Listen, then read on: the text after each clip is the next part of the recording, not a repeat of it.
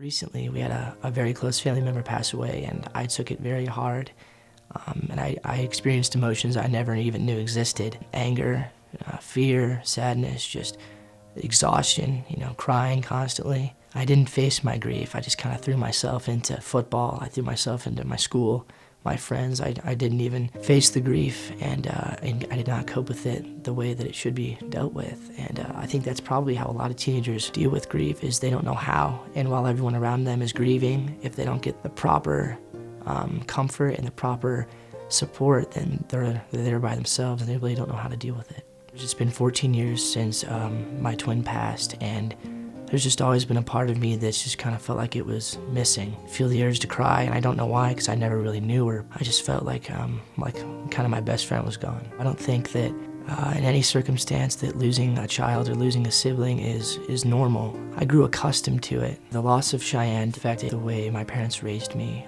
My mother has always been very protective over me and what I do, and every 18 months I was in the hospital for a broken bone, and she was always very distraught, very scared over what I was doing, and made sure I had all the necessary things to keep me safe and to keep me protected. And I think it made them very, very cautious with the rest of their children. My family is very strong. My mother is one of the strongest people I know. For her to be able to suffer a loss like this and to turn it into a great charity for people across America and across the world, she's changed so many lives. She saved countless amount of kids, and she's grief support for everyone.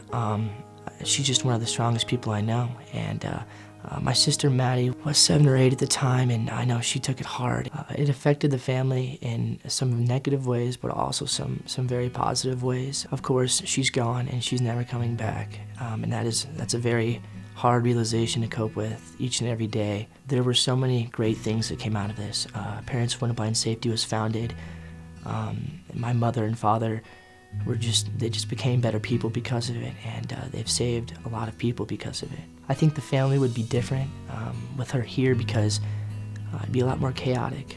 I have 3 sisters currently, and with a 4th one, there would be a lot of sharing going on.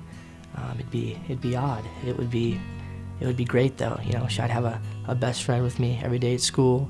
She'd be next to me everywhere I went. We'd share a car. We'd probably share a bathroom. It'd be a lot more messy, but I would trade everything to have her in my life. As a teen myself, it's very hard to talk to my friends about this or recent losses, because they've not gone through the same level of grief as I have.